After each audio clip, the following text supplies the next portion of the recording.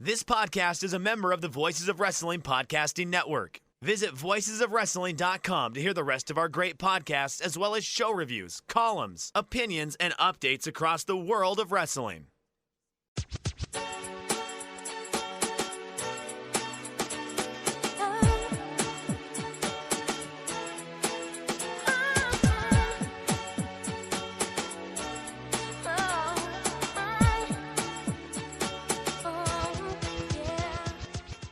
This is Everything Elite, the world's best podcast devoted exclusively to all elite wrestling and the elite extended universe. I'm Aaron. I'm told I sounded like dog shit on the first show I did today. I'm hoping I sound a little better now. I'll do my best. Fired up to talk about blood and guts, joined, as always, by my good friend, Nate, a.k.a. Epitasis. What's up, Nate? What's up, Aaron? What's up, real EE podheads out there, vlog fans, blood and gut maniacs? Aaron, I'll upgrade you to cat shit. I think that's a little better than dog shit. Not quite as foul or stinky or messy. Yeah, I guess it just depends on the particular animal, I believe. I don't know. I kind of think as a rule, dog shit is more of a mess. I mean, cats put it in a tray, right? They put it in a litter box. They're supposed to, yes. And then you just let it sit out in your house, which is fucked up, right? Isn't that what people do? So I feel like it has to be less rank than dog shit as a rule is my belief, but I don't have either. So all right, somebody here has a dog. I mean, I have a dog. I have two dogs, and I'll flip it over to another guy with a dog. Don't know if he has any cat. Well, I know he doesn't have cats now, but if he's ever had cats, it's Mike. What's up, Mike? What's your thoughts on cat versus dog feces? Well, my main thought about cat versus dog feces reminds me of Charles Mingus training his cat to use the toilet. Have y'all ever heard of that? No. I have not, but I did see a tutorial for training your cat how to use the toilet on some video recently. Right. It was written by Charles Mingus, the jazz musician, because he trained his cats how to do it. And the whole idea is that you basically take a sheet of cardboard and you have like a small hole and you increase the size of the hole until it's basically a toilet seat. But yeah, no, dog shit is much worse. As someone who has dealt with a fair share of really foul dog shit in recent months, some real just eldritch horror ones that I've seen lately, I think cat shit would be the upgrade, but cat pee worse than dog pee. I have to look this up because, of course, I have heard of Charles Mingus. I think a contemporary of Miles Davis. I have to see if teaching his cat how to use the toilet ranks important enough to make his Wikipedia. So that's what I'm going to be doing here. Honestly, thought you meant the kid from Boy Meets World. Don't know who that is. Educate yourself. Wasn't his name Mingus? Didn't watch. Fingus or Fergus. I don't know. I watched Ferguson was close to explains it all. Yeah, Ferguson was. I'm sorry. I watched the shows like in the day and age that they happen, not revisiting them as an adult person. All right, there we go. Mike says no old wrestling. Glad to have you on the team, Mike. that kills like half of our Patreon. Mike, what are you talking about, man? Yeah, no, we have to have that. Sorry. I think it's. Fuck, it must not be Mingus. I'm on the Boy Meets World Wikipedia. Can somebody tell me? There are 10 results for cat on Mingus's Wikipedia, but it's like, him calling other jazz musicians cats and not about teaching his cat how to use the toilet. It was Minkus on Boy Meets World. Minkus with a K. Okay. Well, it wasn't him either. But yeah, it is doable. You can like construct a kitty litter sort of platform inside your toilet, and you just kind of carve out the kitty litter part of it over time, and then they just learn how to use the toilet. It's I would recommend doing it if you have a cat and are inclined to do so. No cats here in the car household. Just dogs. Yeah, I never have owned a cat. I never will because I have very severe allergies, and interestingly enough, that's kind of why I ended up with a Labradoodle. But when they do the allergy tests, like they do it on a scale of 0 to 4 on how bad your irritation is, the person that administered my first allergy test said that it was the single worst swelling that they have ever seen with cats. Like it This, was this is this is a fine piece of Mike lore. Historic cat allergies. You know what's my other wild allergy? As we are now all fully vaccinated, and you have to disclose this, cashews. That's too bad. Cashews are good. Good nut. I discovered this on a plane flight where they gave you nuts, and did not know this, and my throat started closing up on a transcontinental plane flight. I've never had cats, but in New York, my roommate's brother had a cat. So when his brother was out of town or whatever, which he traveled for work with some regularity, then we would take care of his cat. And his cat had 3 legs, so it was very, very nice for a weekend. Just to be like, oh, I get a 3-legged cat for a weekend, and then I can get rid of it. It was very pleasant. Well, if you want to know more about the animals in our lives or our historic allergies, you can follow us on Twitter at Everything AEW. I'm at Aaron Like the Car. Nate's at Epitasis. Mike's at Fuji Heya. Subscribe to the podcast, please, on the podcast app of your choice. If that's the Apple Podcast app, give us a 5-star rating and review. And if you want to support the show, the best way to do so is over at patreon.com/everythingelite. An ad-free show this week. Our friend Conrad has just convinced us to join adfreeshows.com. And so that's what we'll be doing this week. We spent some time at the Conradison, so, you know. It is. I mean, it's actually a lie because they're going to drop in ads, so it's not really true that it's an ad-free show. I'm going to take another point for the 5-star match game because Andrew says in the chat that Miles, Mingus, and Monk were the holy trinity of 50 Jazz. So I was correct that Mingus and Miles were contemporaries. So that's another point for me. I widened my lead on Aaron Bentley. Jazz is fake. That's my take. That's racist. No, never mind. I don't want to talk about the Rolling Stone list every week. But I went to the zoo with some friends. I don't know, 2 weekends ago. And the zoo is having a moment. It's having a big moment. It's like it feels like a safe thing to do, you know, because it's outside and I don't know, you can hang out with your friends. But I realized that I have not been doing anything because this friend is also going through the Rolling Stone list. And every time there would be a moment of silence, you know, I would be like, so I listened to this album the other day. It's like, fuck, man, I got to do something. So I have something more interesting to talk about. So I will not be making further conversation about the Rolling Stone list right now. And in the meantime, you just leave us in the lurch and we have to talk about wrestling? Yes, absolutely. Okay. All right. We're going to skip Elite or Delete this week. I didn't tell Nate that, I guess. But we had a Discord production meeting just straight up in the AEW channel in the Discord. I figured, you know, we might as well just talk about blood and guts to kick this off. We can throw in what we liked and didn't like and all that good stuff right here up top in the show. So, Nate, I see you kind of preparing the take copter, perhaps. Trying to get it revved up. I would never infringe on Mike's trademark of the take copter. That's all I am. I mean, it's gassed up. You're more than willing to take a ride on it. I mean, Aaron's been on it. It's a very lovely vehicle. You do have to hang on the side of it with a bullhorn. Like that is the problem with the take copter. I'm a little worried about its flight worthiness, to be honest, just because it doesn't sound like the rotor is going very fast at all. seems like it's really puttering along there. So here's I'm going to do a big show point, big picture, not a take, a proclamation. I'm declaring Nate's AEW roster amnesty for everybody on the AEW roster. This whole show, the ending was a little bit flat, but not not a disaster, not an explosion deathmatch dud.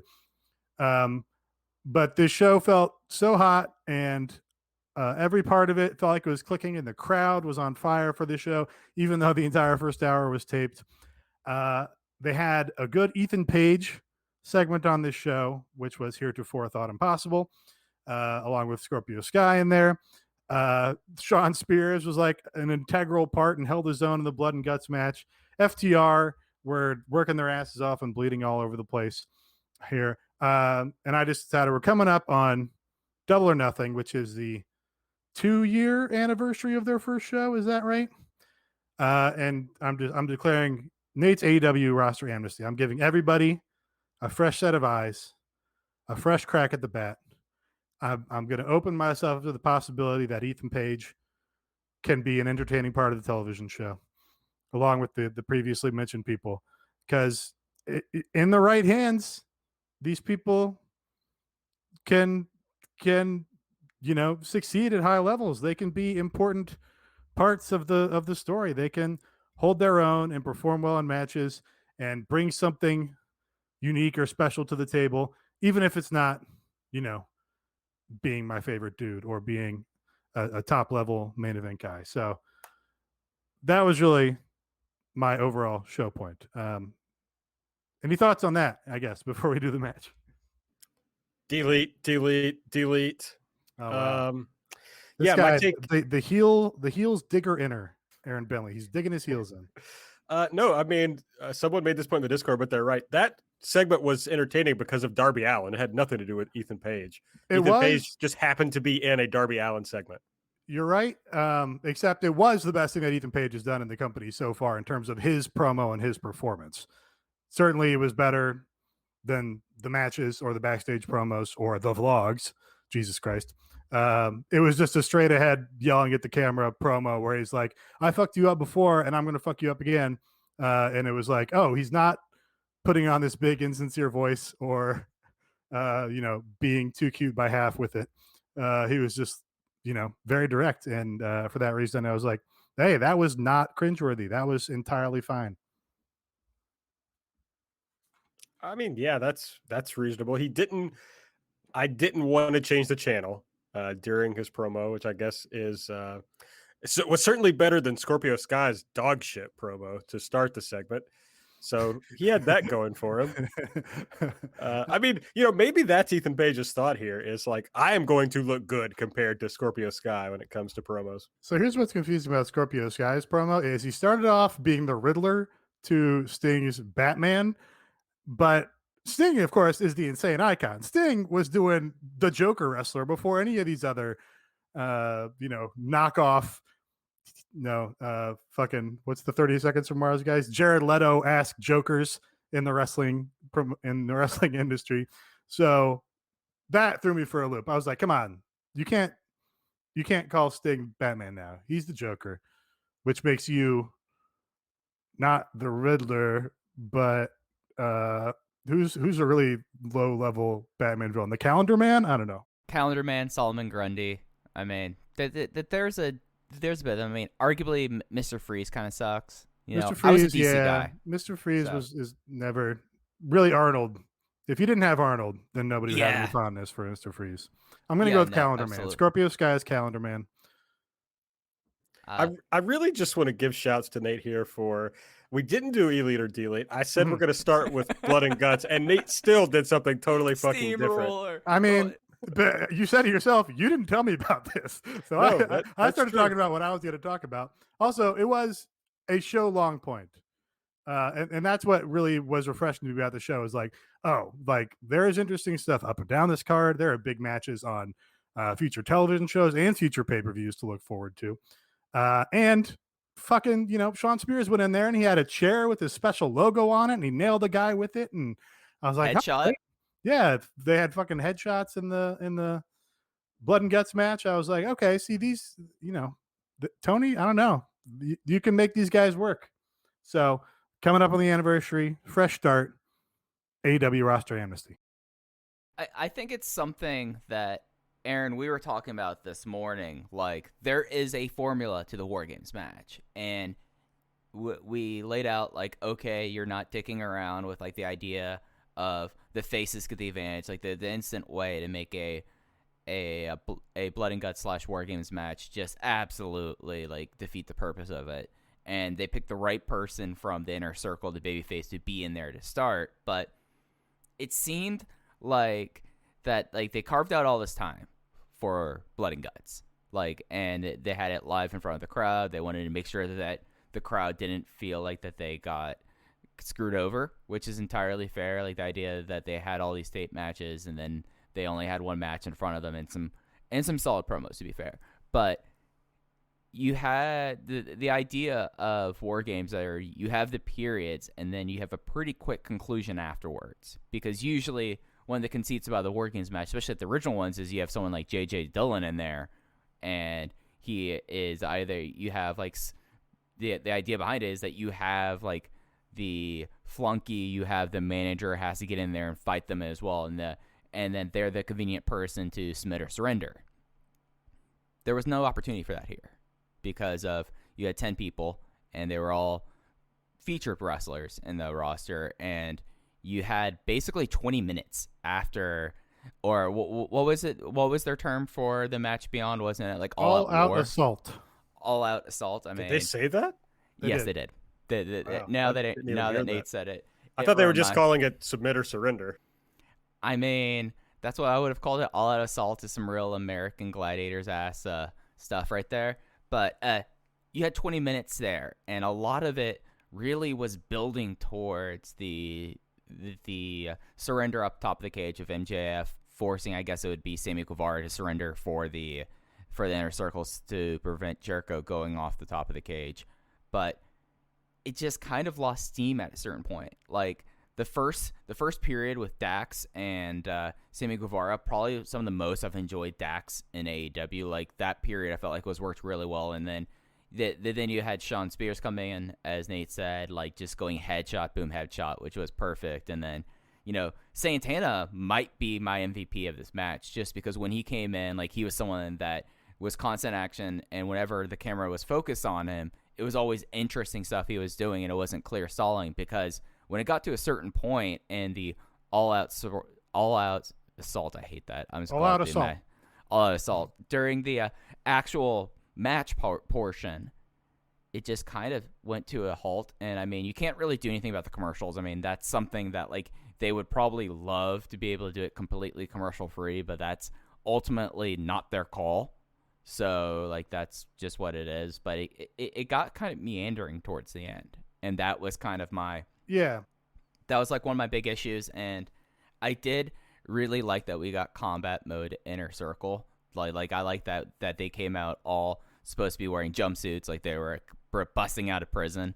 I mean, that's a Chris Jericho idea if I ever heard of one. It's like, hey, go figure out what's the closest prison to where you grew up, and that's where you're going to be billed from. So you had Sammy with the Harris County, Texas detention facility and all of that. Like that was tight. But I think the timing for the show, kind of as they entered the second hour, they did this big championship match showdown sort of thing, setting up Pac versus Orange Cassidy for next week, and Omega cut a long promo and vamped a lot and talked to the crowd and did all this stuff.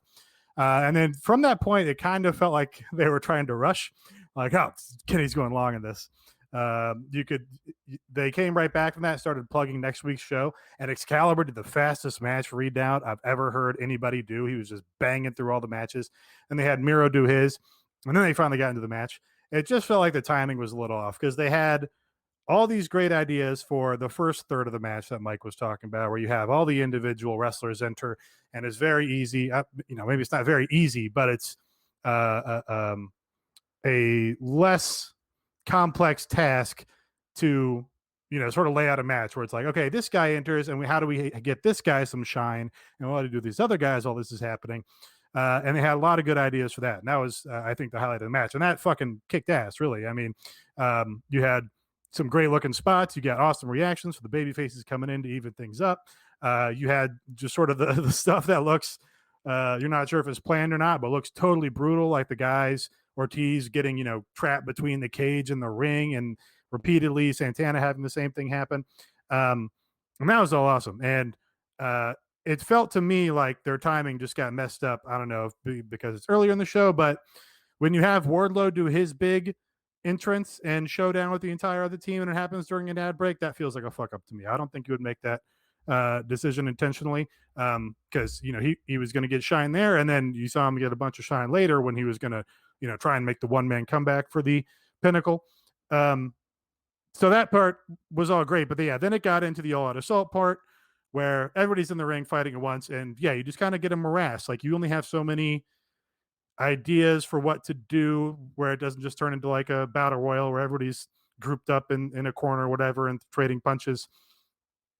And it just felt like they had too much time for that part of the match before they got to the finish of the match, which of course is where Tully Blanchard gets involved and they go and climb to the roof to do all that stuff. So I just it seemed they were probably trying to thread a needle, like, okay, we're gonna do a super intense blood and guts match.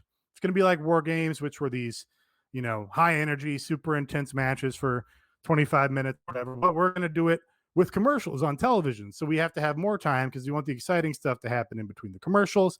And then while the commercials are happening, that's when you can take a break in the ring a little bit, catch your breath, do whatever. And yeah, it just felt like that was too big a task to attempt on a first attempt at this blood and guts match. So yeah, like the second part of that match was kind of meandering, and then you got onto the finish, which again they had ideas for, and you can heighten the drama. Of course, going to the top of the cage, it's going to heighten the drama, heighten the stakes, and then it all kind of comes down to what they did with the finish, which I think was a logical idea, a pretty decent idea for giving the heel team a win in the big gimmick match. And I think that's a fine thing to do on television. But then, you try and cap it off with the big bump, and your mileage is going to vary on how you like that big bump. Yeah, it all comes down to a real pacing problem, which is that if you have 2-minute entrances where, okay, when the bad guys enter, there's this fun beatdown, and when the good guys enter, there's this like big swell, especially with this big crowd of like, oh, this is excitement. So something exciting is happening every 2 minutes. And then suddenly you get 5-on-5, and it's like, it didn't feel like they had more than 2 minutes of ideas of like exciting things to do after that. And there was 20 minutes left in TV time when they got to the 5-on-5 part. So it's just poorly laid out. Like if you watch the old Crockett War Games matches, like they said, they're 25 minutes long. Like you could have done this in 30 minutes and had a really great match where the last segment is like 3 to 5 minutes, basically. Now, of course, they wanted to do this whole melodramatic thing on top of the cage.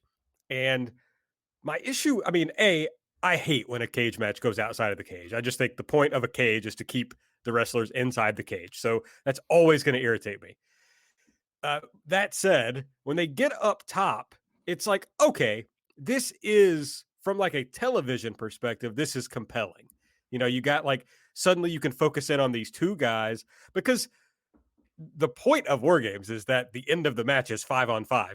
Mike and I talked about that this morning of like, it's really a struggle to figure out how you're going to do a finish with 10 guys in a ring. And how many multi-man tag matches do we see where 10 pinfalls or submission attempts get broken up by somebody else? So it's really hard to figure out how you're going to do that. So, their solution was break open the cage. But regardless of that, you get your focus on these two guys.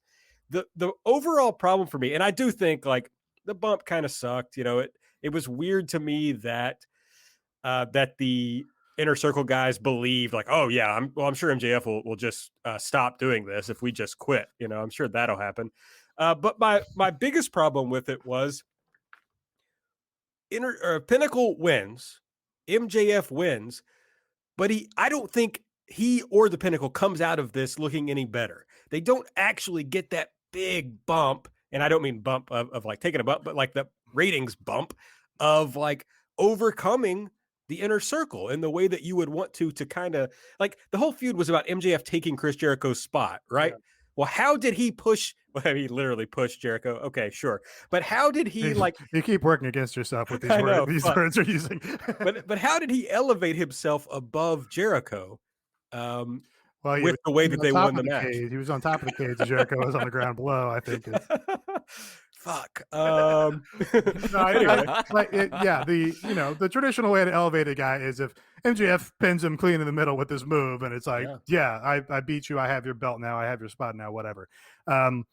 So I do kind of get what you mean. I think they tried to have their cake and eat it too by like, we're not going to cleanly beat the Inner Circle. There are big baby faces. Chris Jericho's the top guy. So we're going to have like a cheap shit heel finish from the heel, but he's also going to be a prick and push him off the cage in order to get the big spectacular finish. So I think it's kind of tried to have it both ways, and I think it like 70% works. And even like the crash pad is like, well, they did a like they put fake metal plates on it. That seems like a good idea.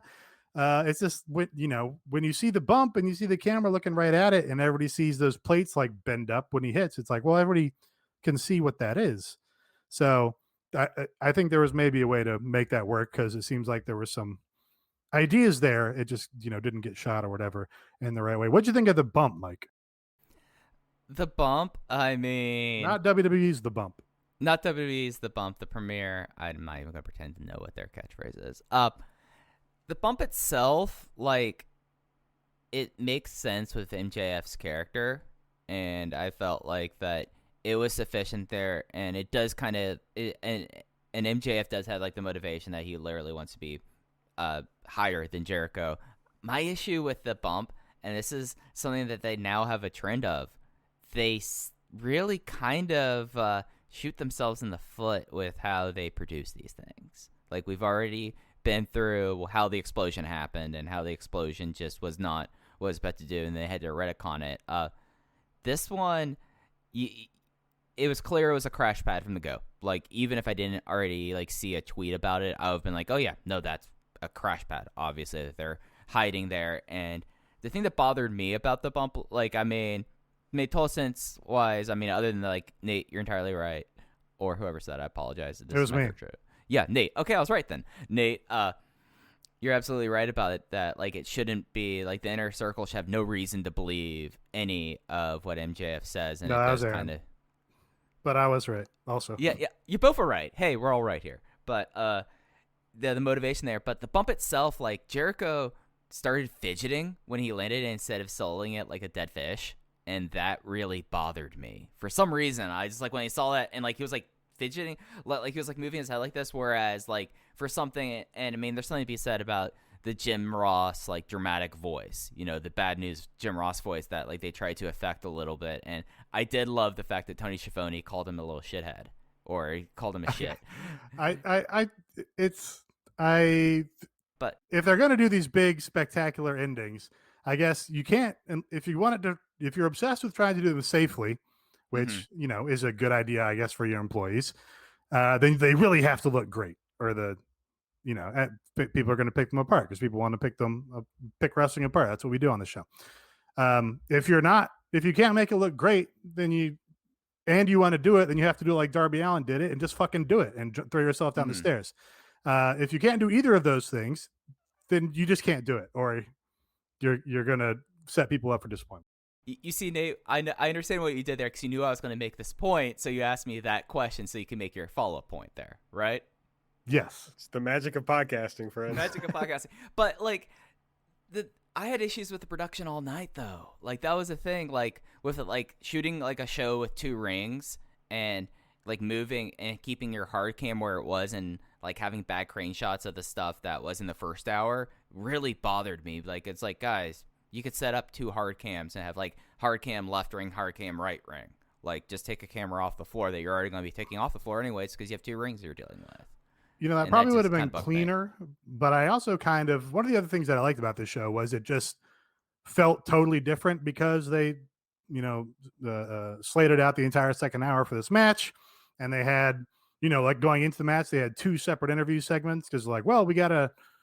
That it just had a different layout. It didn't feel like the same, kind of rote formula that they do on most shows. They're not all rote, but you kind of get the idea for how they like to pattern things.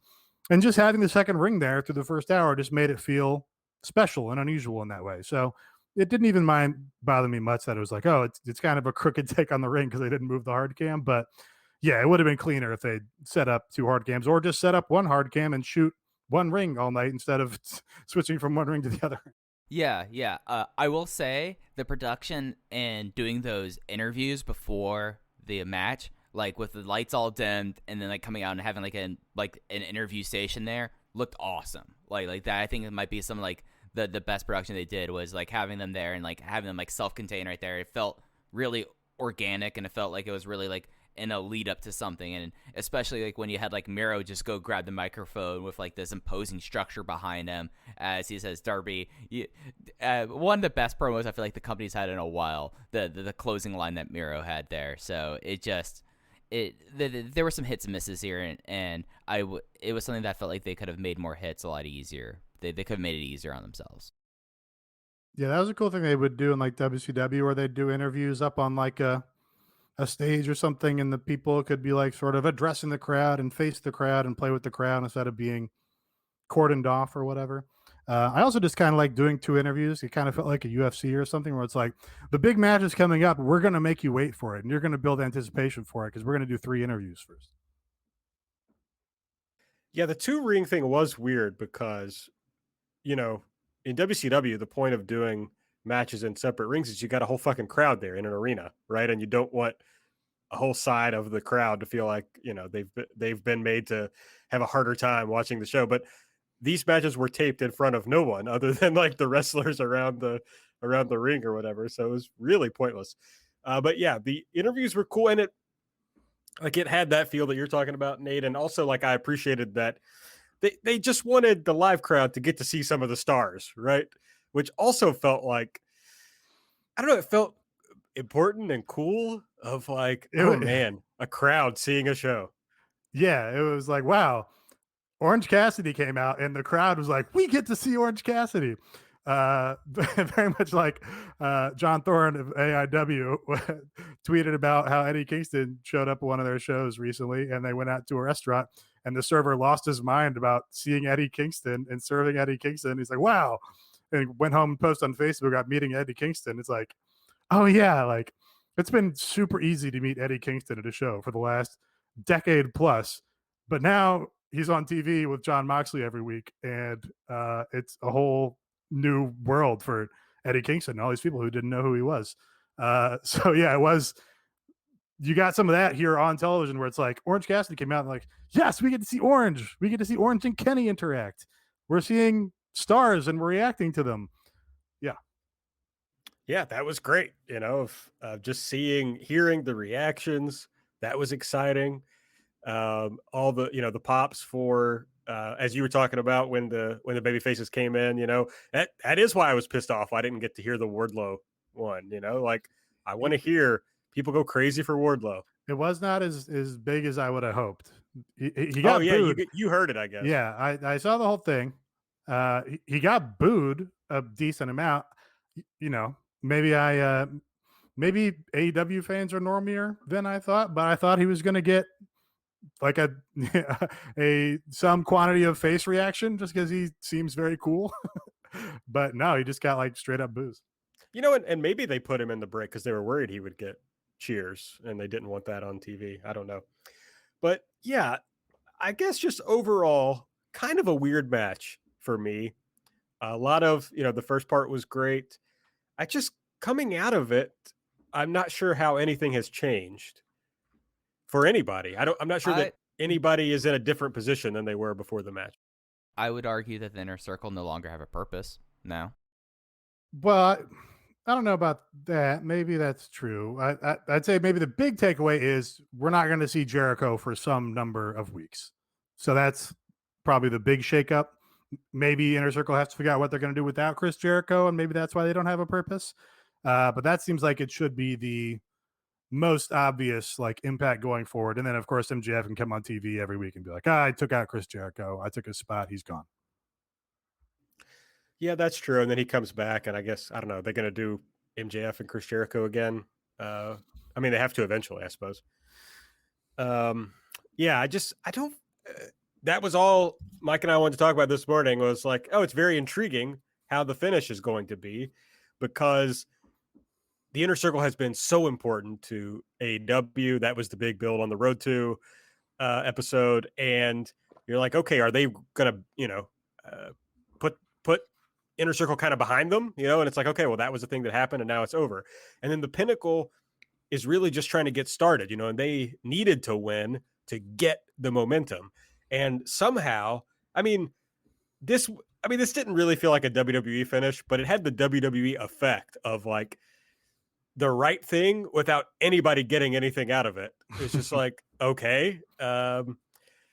Yeah. So I don't know. I'm not crazy about how it turned out, but at least there was a lot of fun to be had during the match. So It's worth noting that it does seem like Fozzy has some dates coming up, and a lot of them that I'm seeing that haven't been rescheduled. It's pretty constant stuff, at least for the next few weeks. So I don't think we'll be seeing Jericho for a while. Yeah, so Santana Ortiz and Sammy get big face runs. Should be, they are all primed for that. The audience is ready for that in a big way. Jake Hager, whatever, who cares? He's around. So yeah, you got good opportunities for all those guys going forward, and I think you've solidified the Pinnacle as a unit, and I think you've kind of legitimized like Sean Spears in a way that he wasn't before. Maybe for me, anyway. This was like the best thing he's done, except for that initial chair shot. It doesn't mean I want to see him pushed, but he's not like a Stalker Ichikawa out there. Hey, watch what you say about the best comedy wrestler of all time in my present. I hate to be horny on Maine, but I did have a moment of like, Sean Spears looks good in a pair of trunks. Okay, Cassie Lee. Anyway, yeah, that was my main takeaway. But yeah, that's been something that I've kind of hated about this, is that Sammy was so hot coming out of the big like proto breakup story, and then now he feels like an afterthought. So I hope they can kind of ramp that back up for him. I don't know. This match felt centered around Wardlow and Sammy to me. The whole first act was Jim Ross putting Sammy over and him doing big spectacular spots. And the finish of the match was, hey, Sammy's the good guy that's going to submit and give up in the match because he wants to protect his friend Chris Jericho, the big star. So that to me is like, oh, Sammy's a good established babyface at this point. Yeah, but there was a moment where it was like Sammy Guevara singles star is like what it felt like. Yeah, and that him versus Jericho was like a main event program. It felt like. Yeah, I think they can still do that. They can do Santana Ortiz, finally get like a good run in the tag division now. And, instead of going right back to Jericho and MJF, maybe, Sammy kind of goes his own way with the long-term goal of getting ultimate revenge on MJF. Maybe that's how you play it.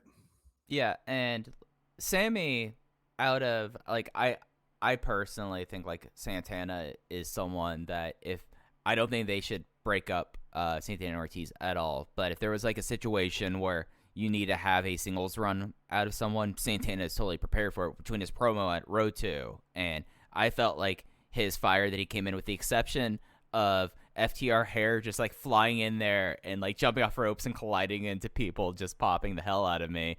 I felt like he came up real well. Sammy is someone that it's so interesting to see like what could have happened if the Impact stuff would have worked for him, because that could have kept him away longer and active longer, and that could have been something that played into things, Yeah, I did think about that, but also it seems like from them not wanting to do it, it's like, oh, there's no way to make this work for what you want to do with Sammy.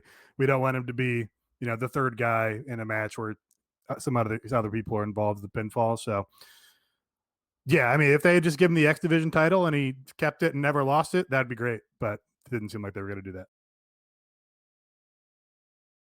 All right, well, let's run down the rest of the show, the first hour or so of the show, and chat about that. Don Callis came out at the beginning of the show. He said Kenny Omega couldn't be here tonight, so MT Nakazawa is going to wrestle all by himself. So Nakazawa does not seem particularly pleased about this development. He's standing in the ring as Jon Moxley and Eddie Kingston make their entrance, but Kenny Omega attacks them from behind. And then we get the match with Kenny and Nakazawa versus Moxley and Eddie. And ultimately, Moxley pinned Nakazawa with the paradigm shift. After the match, the Young Bucks taunted Moxley and Eddie from the stage. Good Brothers attacked them from behind. This goes on for a bit, ends with Omega doing a one-winged angel on Eddie and I think Carl Anderson counting the 3 count. That sounds right. Yeah. It's kind of fun seeing Michael Nakazawa in there with John Moxley. Ripping off the shirt and just getting his shirt ripped off, choking him out with the headset, which he wears all the time because he's some weird riff on QT Marshall. The mouth blood he incidentally got. A lot of incidental blood on this show. Oh, which, yeah. I mean, everywhere, hey, pretty much. Yeah. Was the only match without incidental blood Britt versus Julia Hart. Sounds right. Hey, they promised blood and they gave us blood. So, boy, howdy.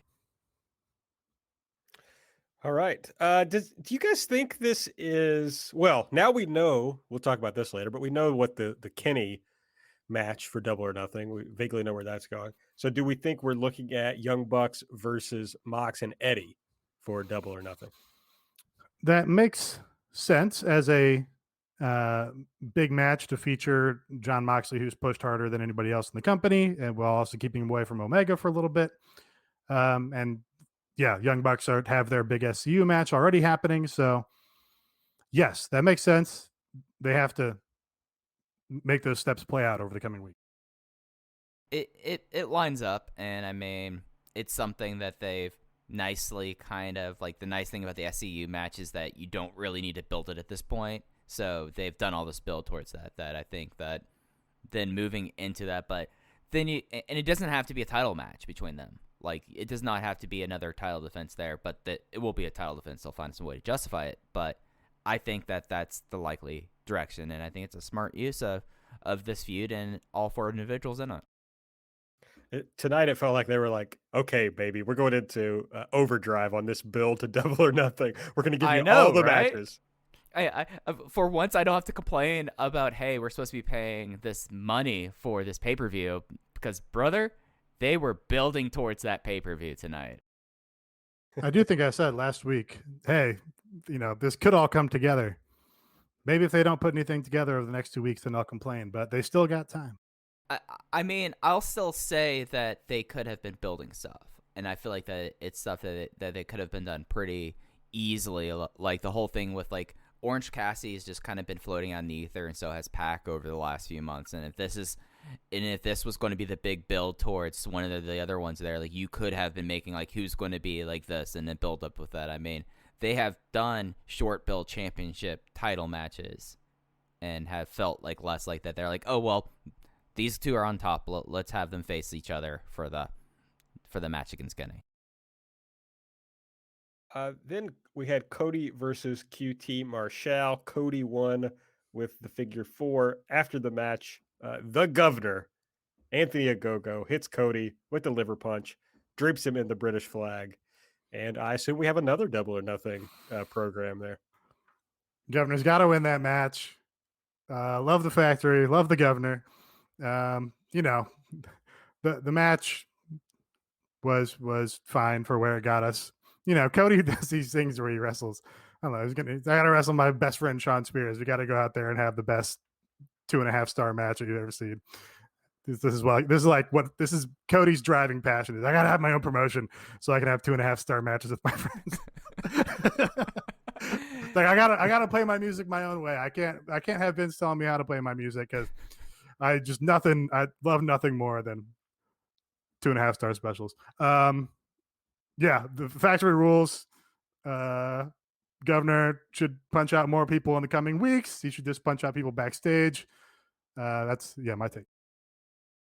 Yeah, I think it's something that, I mean, we haven't seen Alex Marvez on TV for a while. I think that he should, like, sock him and then, like, get him off TV for even longer, just, like, do like that, and then QT just be like, oh, I'll use my other money to pay for it, and do that way. The match itself popped me, and not because I thought it was, like, a great match, just because, like, we had a back rake as, like, a big spot in this match. Like Cody's shine ended, his first shine ended with a giant back rake in 2021, and that just tickles me. And, the match itself, it's exactly what I was expecting a Cody versus QT Marshall match to be. I mean, a whole lot of just I don't even know how to explain, like, why this, like, tickled me, but, like, the idea of them doing a bad looking double crossbody spot really amused me and really gave me a level of life there. But I enjoy this feud, even though I think QT needs to tone down the Sopranos act about 20%. And however, I think the Governor needs to crank up his act a good 300% while we're at it. Yeah, the match sucked. It's like, Cody, bud, you're good. The matches that you have that are good are filled with, shenanigans and nonsense. Melodrama. Yeah. Yeah, you can't just like wrestle QT Marshall for 12 minutes or whatever the fuck. Well, yes, you can, and that's what we get here. Well, also, just because QT you can, Michael, doesn't mean you should. Yeah, no, I mean, but that's kind of the story of AEW at times, right? Sure. Sure. Yeah, for sure. I'm fascinated to see if Cody is willing to put over the Governor, just like clean on pay-per-view. I mean, Cody seems confident that he can go out and get betrayed by somebody and get his ass beat, and he's not going to lose any of his stature or status for it. So I kind of think the Governor beats him. Oh, for sure. Yeah. Well, we'll see, I guess. I mean, I'd like to believe that. He seems like a Cody project too, right? So that's true. And he's like a legit athlete, so some people get very excited about that. Right. Undertaker, oh, I can't lose to anybody except the fucking MMA guy because he's real. He's legit. Then this was the segment with Ethan Page and Scorpio Sky with Alex Marvez. Scorpio Sky tells us Sting is a mosquito, so he's going to kill him. Ethan Page says, Darby and I have a storied history, but nobody wants to hear about a bunch of matches no one ever saw. Friend of the show, Cubs fan, said, no, he just wants to hear people named Aaron talk about it. Yeah, I don't know if you looked at the mentions of the EE pod account. We got a lot of mentions when that happened. No, I did not see like, that. Oh, the Everything AEW boys must be laughing their heads off. I was like, I was just mad that Ethan Page had a good segment. I was pissed off. Grant Akuma made sure to give us a shout there as well, which popped me a lot. Thank you. I appreciate it. And yeah, I just talked about that he had caused some injuries to Darby. So Darby attacked, and then they threw him down some stairs. That's safety nerds were out. They were. I mean, hopefully, I'll retract this if it turns out that Darby actually got super fucked up there. But yeah, a lot of people doing a lot of hand wringing about having Darby do this big bump. Like, you didn't see Darby Allin get thrown in a body bag onto a security railing at the Highlight Stadium in fucking Orlando, Florida. So if you weren't there for those Ethan Page matches, then you can't talk about Darby. That's the new rule. Yeah. I mean, just simply shut the fuck up. That's just all I have to say about that. Darby, this is what Darby does. I mean, this is why Darby is where he is. Yes, he would not exist but for his willingness to hurt himself. And so if you don't like this, like, you don't like Darby, right? I mean, that's the Darby character. This is not really fair. I do understand people being like, oh, I don't want to see Darby get actually injured because I really like Darby. And I don't like seeing human beings suffer or whatever on television. That's fine. I understand that. You do have to acknowledge there's some dissonance between going, ooh, Darby took a really nasty looking bump down the stairs. Oh, but also that bump Chris Jericho took looked so fake and stupid. You can't, very difficult to hold both of those statements at the same time. And it's not like somebody's holding a gun to Darby's head to do these bumps. He's suggesting these bumps. I feel confident.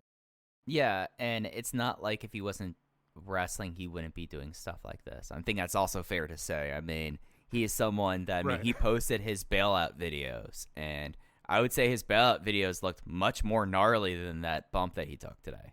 That's extremely true. He would definitely be doing this shit one way or the other. He's insane. Then we had Britt Baker versus Julia Hart. Britt won with the lockjaw.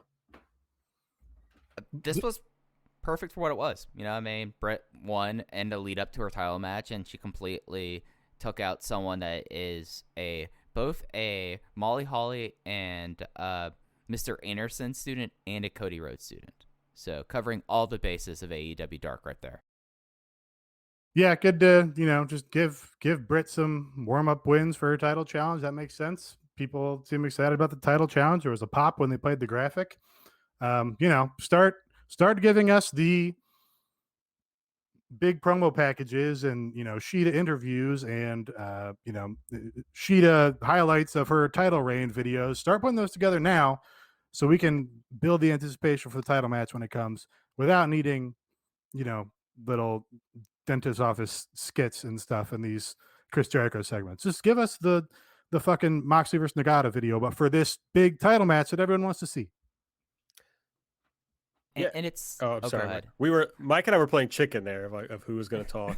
And it's like Sheeta needs to be a part of this at some point, and she really hasn't played any role so far. So, but it's something that they have all the footage they really need for this feud in the can, because they've been building this thing, and this has been the end goal for Britt Baker for such a long time that it's really just telling their editor, okay, we have the clip of Hikaru Shida talking about like her dream is to defend the title in a sold out arena because she's not had the opportunity to do so yet, and then like Double or Nothing apparently is going to be full capacity. So I mean, there you go, you have that there, and then you have the lead up with Britt. Like this is something that like, other than like face to face stuff, given that we are 4 weeks out, they're at the finishing line here. It's just how they choose to portray what has happened before. Like am I off base in saying that I feel like that the tough work in this feud is over now? It's just time to cash in.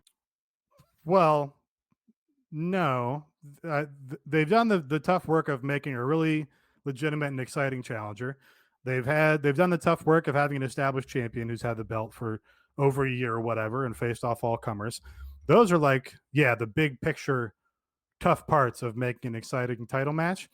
Now they're in like the crucial stretch where it's like, well, if they just sit on their hands and do goofy skits that don't have any heat, or just kind of back burner this feud, or like Aaron said, don't make Sheeta an integral part of this, and emphasize how important her reign has been to the division and this stuff. If they don't do any of that, then it'll lose all of its momentum. So they've certainly done the big picture tough parts, but now they're in like the critical period. It's like, okay, now in order to cash in, we have to get it over the finish.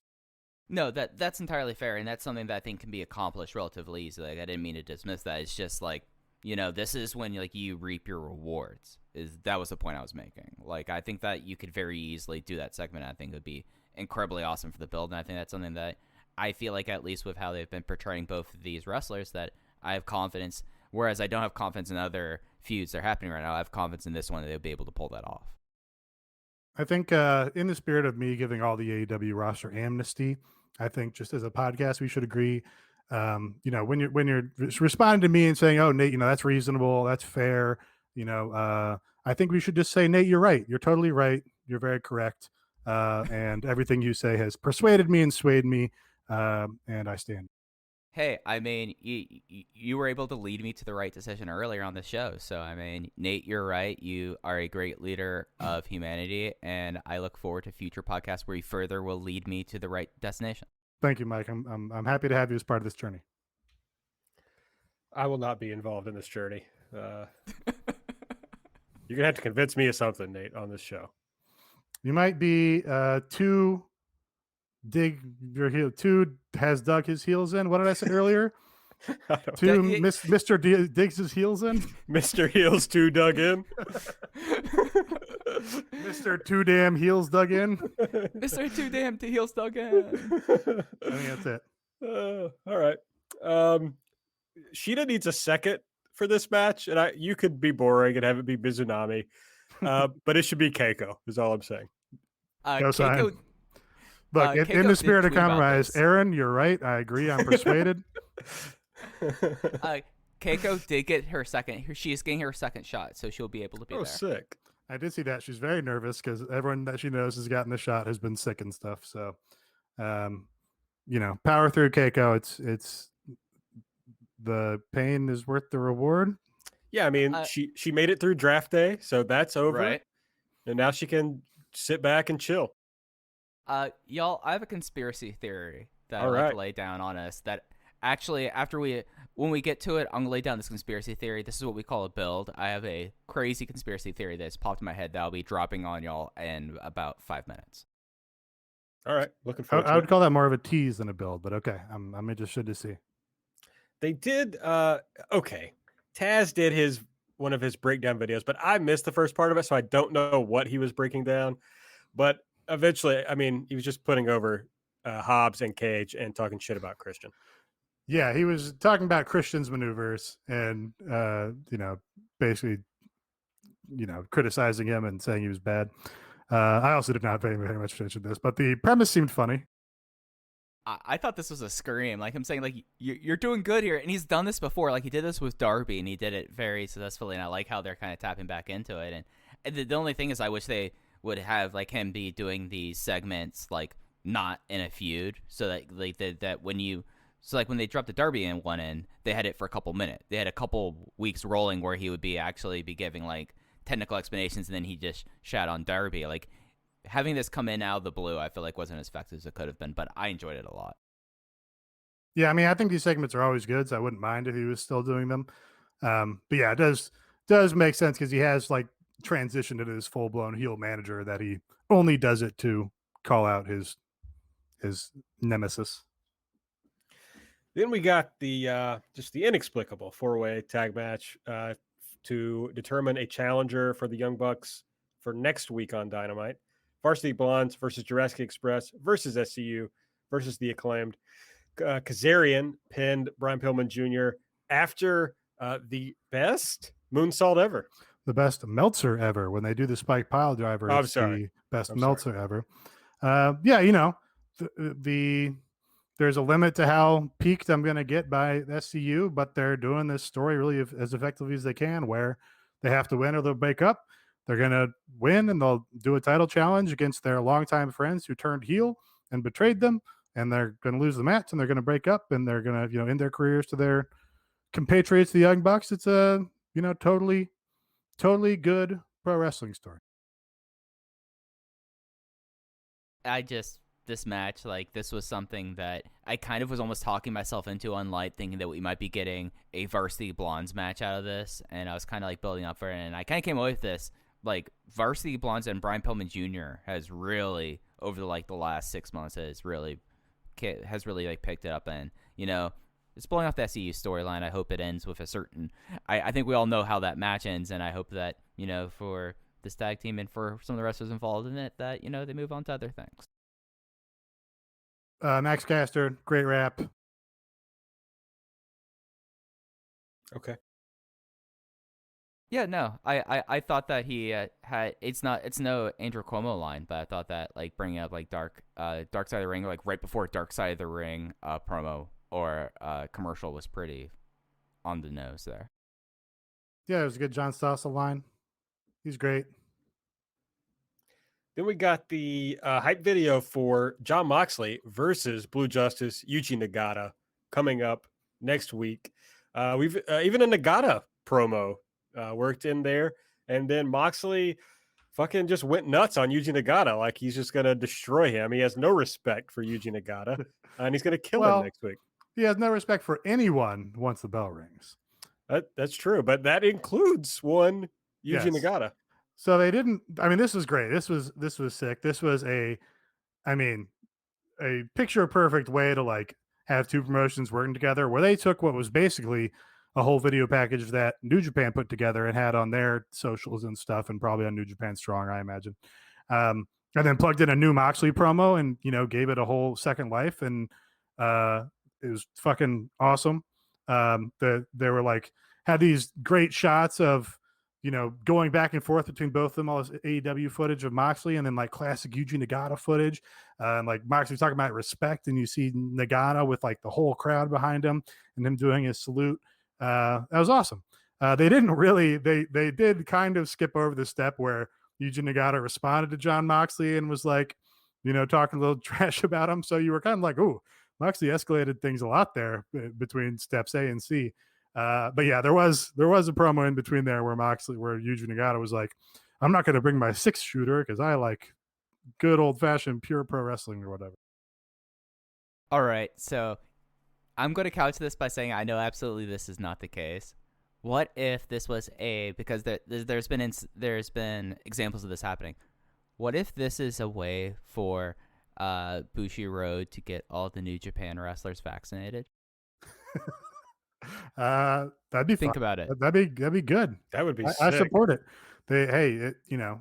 Tony should be sending vaccines over anyway. So I endorse it. Yeah, just the idea of Jon Moxley is going to remain the IWGP US champion for however long it is, and just will be having matches like Yoshihashi's going to come over and get a vaccine. Okay, that is a dark match, Tony. Do not put that on Dynamite. I don't want to see fucking Yoshihashi. If Takeshita can't get on Dynamite, then do not put fucking Yoshihashi on Dynamite. He's dark wrestler.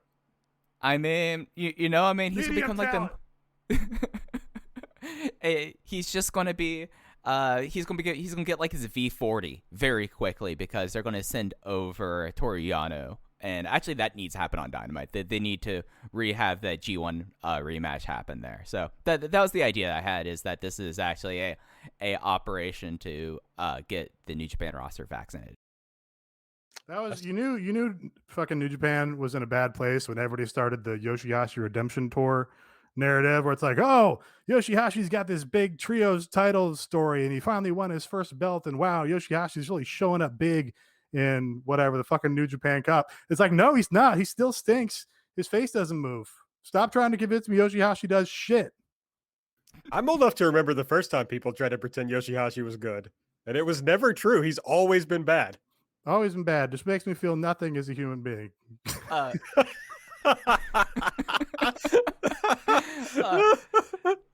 Thoros in the chat is right on board with me with this. And Yujiro, American TV veteran. I mean, he member of No Limit. He's going to get at this. I'm sorry. If he brings over Muffin 30 ass, it will be the most over shit that's ever been on Dynamite.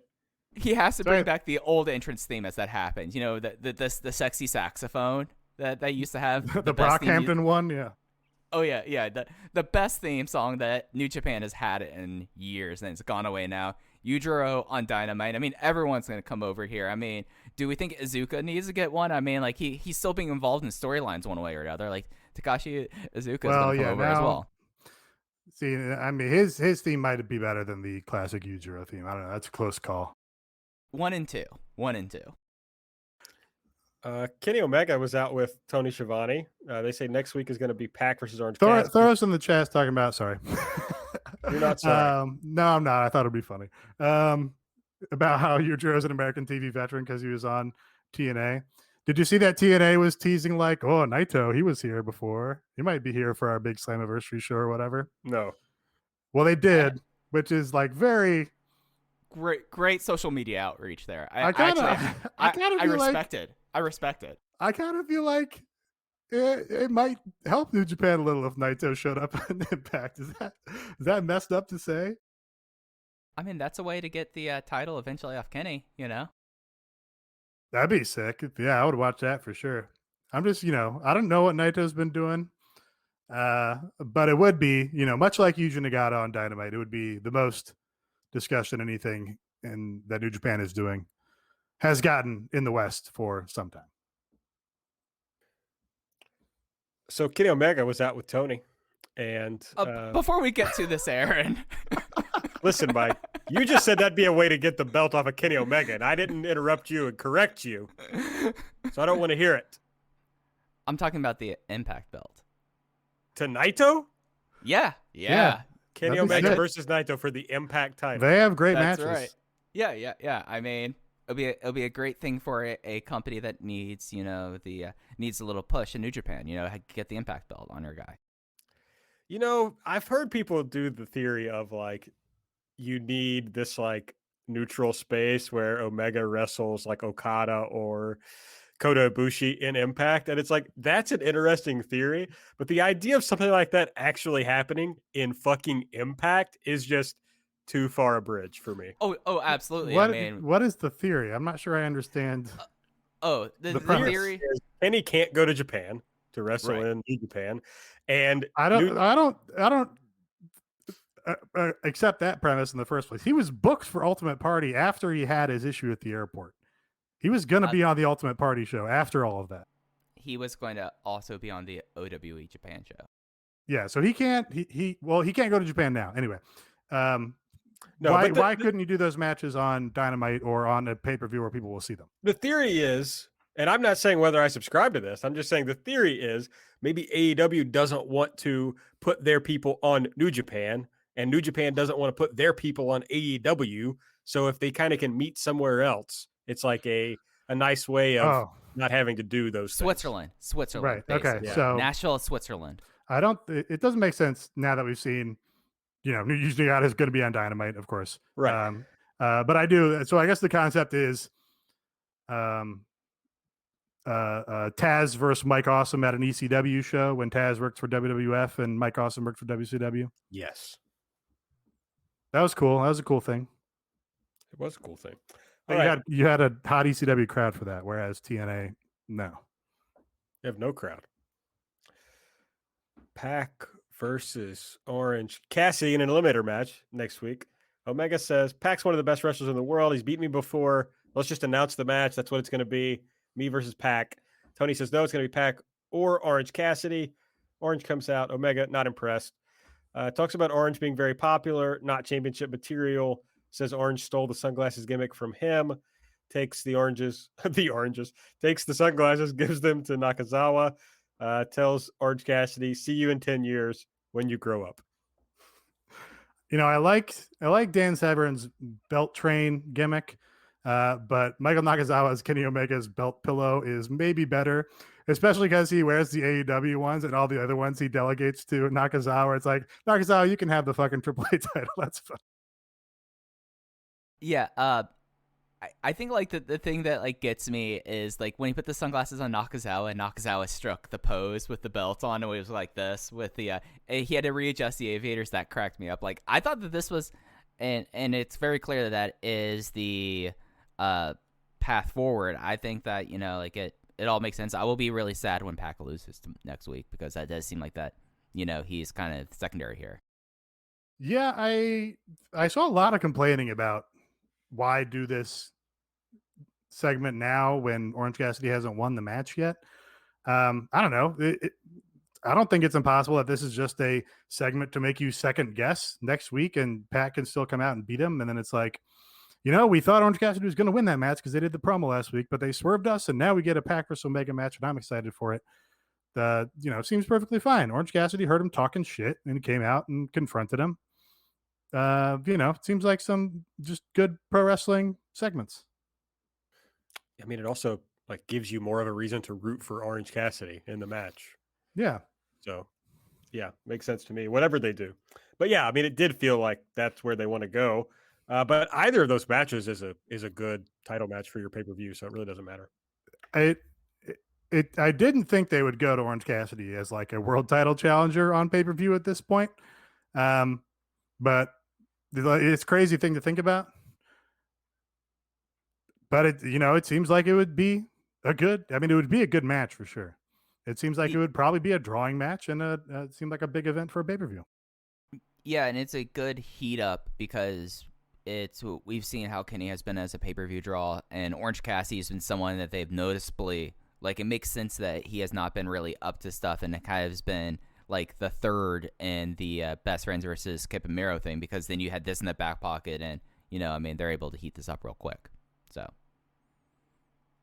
makes sense.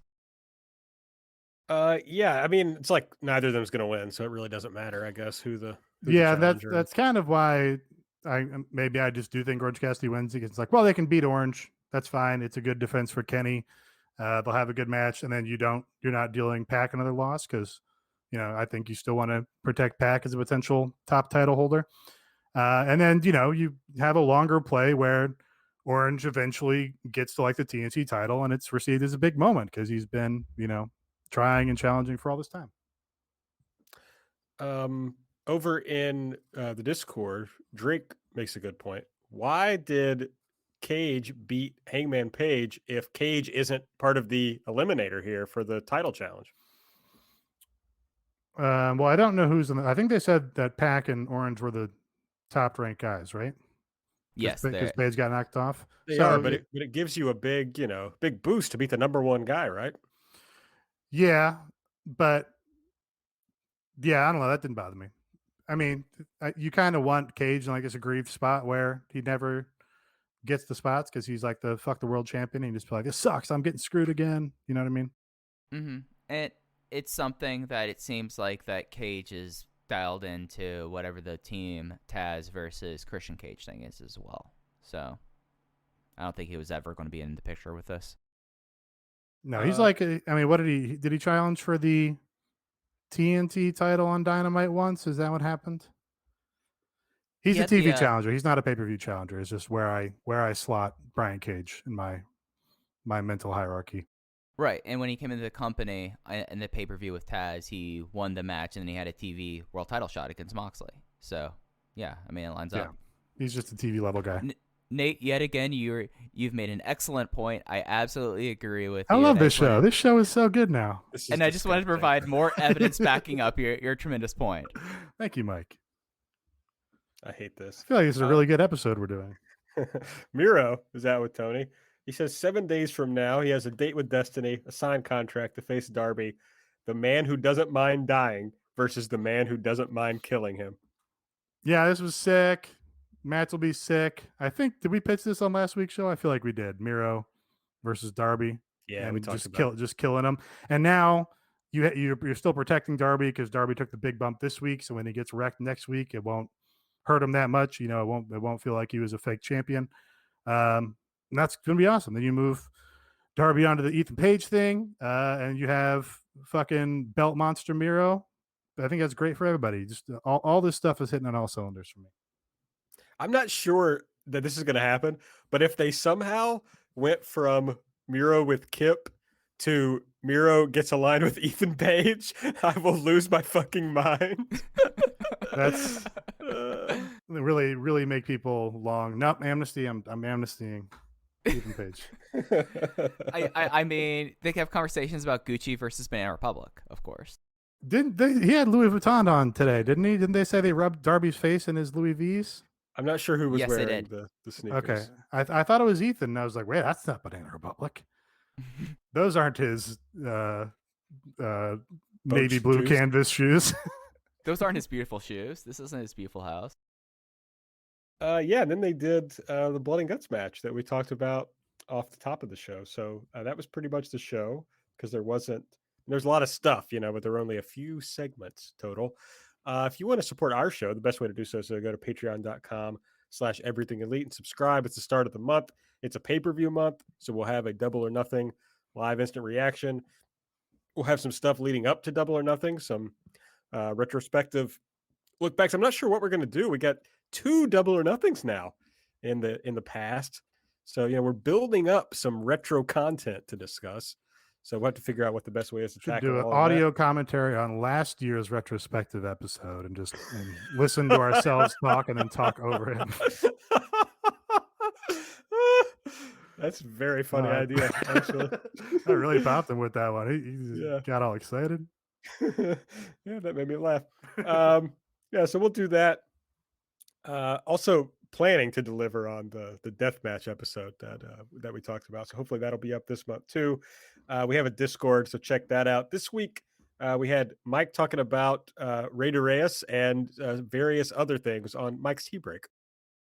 Yeah, so it was the first big show of AAA's year, and because there's a lot of AEW crossover and affiliation there, watched the show. And I also, because of I don't know why I like doing these things, but I like talking about just like my theory about how a thing's happening and how AAA is in a very interesting spot, and especially how Lucha Libre and the Mexican scene has probably been decimated more so than any other scene outside of Europe by COVID and how things are responding. And then, we're going to have to get you, Aaron, to watch this Federacion wrestling show because there's a lot of wild stuff that's happening there. Ty Conti and Red Velvet are going to be on this show. Okay, I'm listening. Yeah, with Ayako Hamada. Like, it is a I'm listening. sick. Yeah, like it's like thing. There's also a Matt Taven main event. I can just turn it off before the main event. It's fine. Yeah.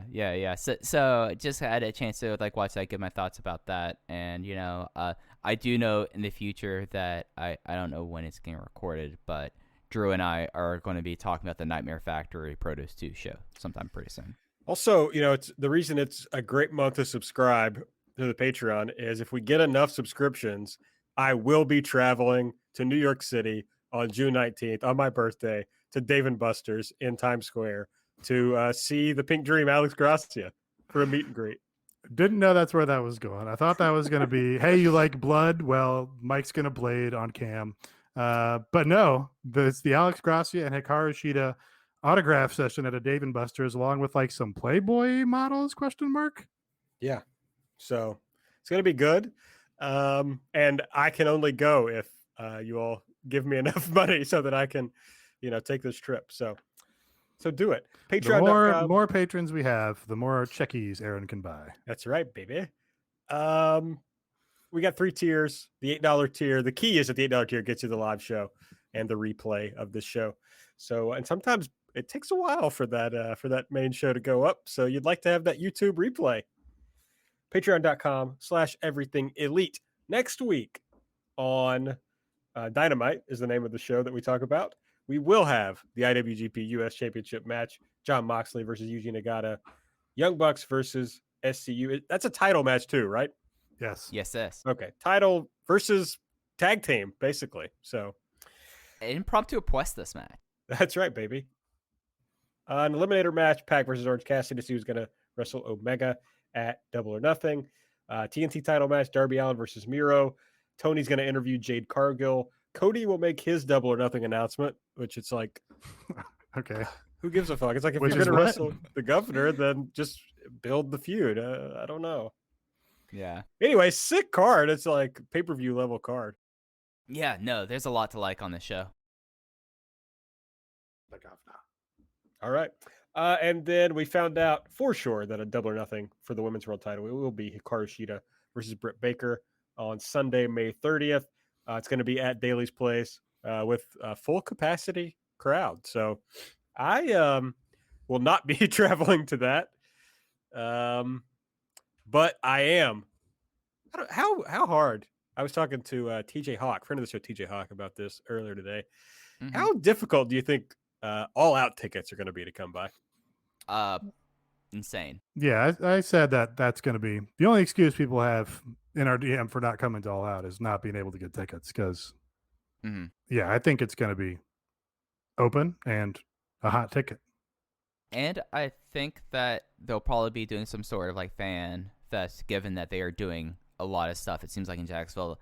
I don't know if this got officially announced, but I saw their speculation that they might be doing another live show on Friday, and then the fan fest, and then the pay-per-view on Sunday. No, I mean for the September show, like yeah, that's what I'm saying is I think they'll probably be doing that again in Chicago, most likely. Yeah. So you'll have travelers and yeah. Well, I'm gonna drop a line to my friend Tony Khan and just say, hey, you gotta make sure to get the EE boys in the building. I didn't get in the building for Revolution. Yeah, and I've held that against Maxwell Jacob Friedman personally. Hence, all of our criticism of him on the show. However, we are now amnesty. Yes, amnesty. Yes, AEW yes. amnesty. Great thinking there, Nate. I appreciate it. I want to be clear. I will never amnesty anyone. No, yeah, your grudges die hard. No chill, Aaron Bentley. That's all. Yeah, no, I love to hold grudges. I love to hold grudges for other people. Like, right. If somebody did something to you, I'm probably still mad about it after you forget about it and don't care anymore. Right. Yeah, no, I appreciate that. I did say I inherited all of your grudges when I joined the show here. Yes, you did. Yeah, for sure. Congratulations. It's been fun. All right. Well, I think that's pretty much all we have to talk about tonight. It was, there wasn't as much on Dynamite as usual. They didn't do 5 billion things as they usually do. So make sure you follow us on Twitter. Oh, can I'm going to respond to. I'm just going to recaps on the show are good. I like recaps for a couple of reasons. First, they tell the audience what's important. Second, stuff just gets more over and is more impactful when you see it multiple times. You can focus in on the details. Also, we're talking about wrestling fans. Stuff gets over with wrestling fans just from repetition. Like you can have the worst catchphrase in the world Like it's not confidence, it's all ego. And if you just say it enough, it'll get over from repetition. It's like fucking the Miz's entire career. So that's another reason recaps are good and enhance the show. You don't have to do them for every segment like WWE, but to, when you have a giant angle like the Nightmare Factory or the Factory laying out the Nightmare Family, like show it again the next week, just to emphasize how devastating it was and how this is an ongoing sort of story. I agree with that because it's like you have this group of people who, when people criticize something they like, they will say, "Oh, that's WWE brain. You just have been brainwashed by WWE." It's like, but no, that is actually WWE brain, because you're right that like they do repeat everything and show a replay of everything, and that gets annoying. But that doesn't mean that all replays are bad or that all recaps are bad. We have seen very clear evidence that people don't tune into Dynamite every single week. Also, like their audience does come and go. So sometimes it's good to re-show things. Right. Every other promotion has made good. Like you go back to like the history of like hardcore television, and like half of those shows would be recaps or like, clipped matches and then a recap of whatever the big feud is that they're going to their big show where they're going to sell all the tickets. So I'm not saying, again, do another anime recap episode because you're short on time on Dynamite, but when you have a giant angle, if you don't recap it or go back to it at all, or what should be a giant angle, it just feels like TNA, where it's one thing on to the next, on to the next, on the next, to the back, to the back, to the back. Yeah, no, I agree. I kind of, because of the other stuff on the show, I kind of hate to agree with you at this point, Nate, but I said I'd persuade you on something. And now you didn't persuade me on that. I already agreed. There's no way to know that. I'm telling you. Make your own choice, audience. All right. Find out other things that Nate will try to persuade me on over at everything AEW on Twitter. I'm at Aaron Like the Car. Nate's at Epitasis. Mike's at Fuji. Hey, Nate's trying to think of something he could persuade me on. I told you to watch the Royal Tenenbaums, so you'll have to try that and see if I persuaded you. No, I will never do that. I'm going to be honest with you. Big Gene Hackman guy. Am I? That's what you said. That's what you said on the fucking podcast. I don't think I've ever said I'm a big Gene Hackman guy. Okay, well, you didn't say those exact words. You just say, "Oh, I do like Gene Hackman" or something to that effect. I don't know. I'll have to check the tape on that one. Run it back. Well, when we're doing our audio commentary of that episode, I'll figure out whether that was true. Have people done audio commentaries of podcasts before? Yes, No. I stole that really? idea. Yeah, I stole that idea from. I think the first people that did it were the Harris Whittles, RIP, and Scott Aukerman podcast, Analyze Fish, where Harris Whittles tried to persuade Scott Aukerman to like fish, and Scott Aukerman was like, "No, I will not fucking like fish."